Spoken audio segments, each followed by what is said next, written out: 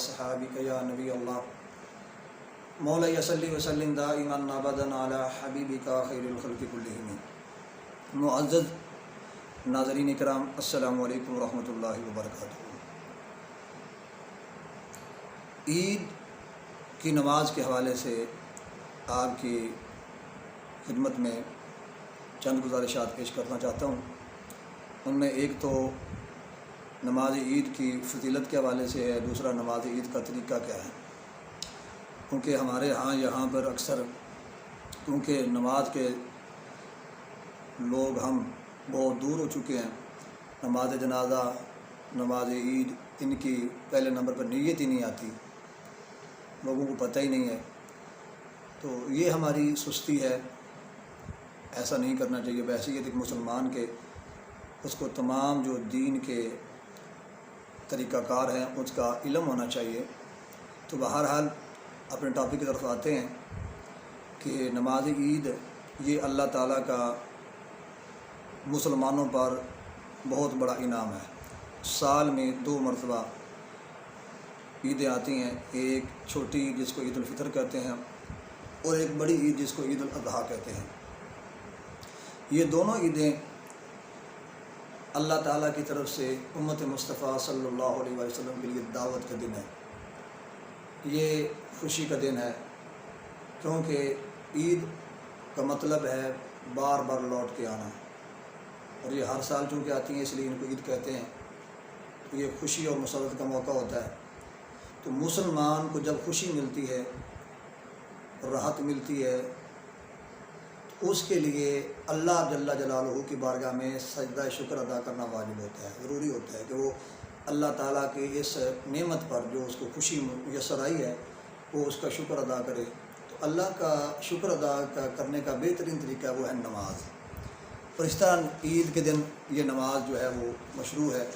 تو لہذا نماز عید کے لیے جانا یہ نبی کریم آقا صلی اللہ علیہ وسلم کی سنت مبارکہ میں سے ہے۔ تو عید کے دن چند ایسے کام ہیں جو کہ سنت سے ہیں، تو اگر اس ارادے سے کر لیا جائے تو ایک تو آپ کو طہارت و پاکیزگی بھی حاصل ہو جائے گی، لیکن اس کے ساتھ ساتھ آپ کو سنت کا ثواب بھی ملے گا۔ اور ان میں سے چند یہ ہے کہ سب سے پہلے عید کے دن آپ نماز فجر باجماعت ادا فرمائیں۔ نماز کے بعد پھر جو ہی نماز عید کا شیڈول ہو، اعلان ہو، اس کے مطابق نماز عید کے لیے تیاری کریں۔ نہانا، غسل کرنا یہ بھی سنت ہے، مسواک کرنا، خوشبو لگانا، دھلا ہوا صاف ستھرا لباس پہننا، اور اگر نیا میسر آ جائے تو یہ بھی زبردست ہے، بہت اچھا ہے، یہ سنت میں سے ہے۔ اور اسی طرح تکبیرات کہتے ہوئے ایک رستے سے عیدگاہ کی طرف جانا اور دوسرے رستے سے واپس آنا، یہ سنت میں سے ہے۔ البتہ یاد رہے کہ عید الفطر میں آہستہ آہستہ تکبیریں کہتی جاتی ہیں، اور عید الاضحیٰ یعنی کہ بڑی عید پہ بلند آواز سے تکبیریں کہی جاتی ہیں۔ اور وہ تکبیر کیا ہے؟ اللہ اکبر، اللہ اکبر، لا الہ الا اللہ، واللہ اکبر، اللہ اکبر وللہ الحمد۔ تو یہ سنت ہے۔ اور اس کے ساتھ ایک بہت پیاری اور بھی سنت ہے میرے کریم آقا علیہ السلام کی، جس کو آپ میٹھی سنت بھی کہہ سکتے ہیں۔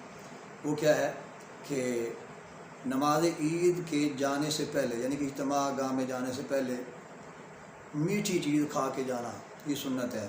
اور کریم آقا علیہ السلام حدیث طیبہ کے مطابق کیا ہے کہ کھجوریں تناول فرمایا کرتے، جن کی تعداد طاق ہوا کرتی تھی، یعنی کہ 3، 5، 7، 9، تو کم از کم 3 جو ہیں یہ لازمی کھا کے جائیں کھجوریں۔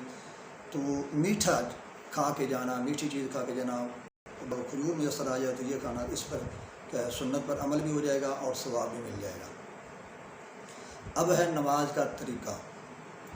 تو نماز عید کے لیے سب سے پہلے تو نیت ہے، اور اس میں باوضو ہونا ضروری ہے۔ تو نیت کرنے کہ میں نیت کرتا ہوں اس نماز کی 2 رکعت نماز واجب عید الفطر، 7 6 زائد تکبیروں کی، معترف قبلہ شریف کے، بندگی اللہ تعالیٰ کی، پیچھے اس امام کے۔ تو ان الفاظ میں آپ زبان سے بھی کہہ سکتے ہیں اور دل میں بھی، کیونکہ اصل میں دل میں ارادے کا ہونا، نیت کا ہونا یہ ضروری ہے، اور اگر زبان سے کہہ دیں تو یہ تو نور علی نور ہے۔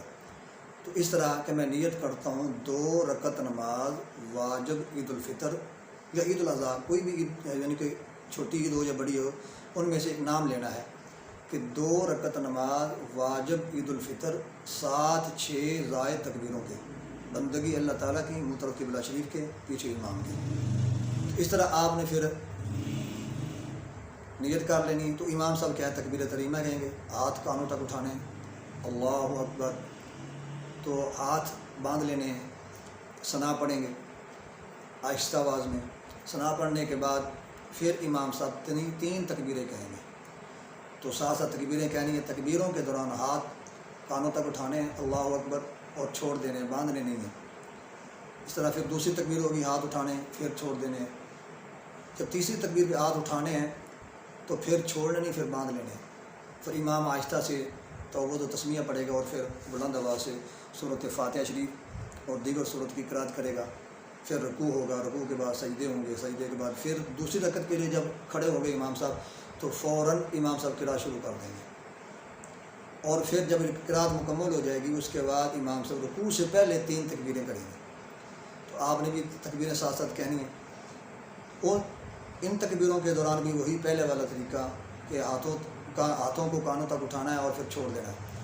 3 تکبیروں کے بعد چوتھی تکبیر جو ہے وہ رکوع کی ہوگی، اور رکوع کے بعد پھر سجدے ہوں گے اور پھر اتحیات۔ تو اس طرح 2 رکعتوں میں 3 زائد تکبیریں کہی جائیں گی، یعنی کہ 3 پہلی رکعت میں اور 3 بعد والی رکعت میں، لیکن اس میں کیا ہے کہ 3 جو ہے وہ پہلے سٹارٹنگ میں کہی جائیں گی، اور دوسری رکعت میں رکوع سے پہلے قرأت کے بعد وہ 3 کہی جائیں گی۔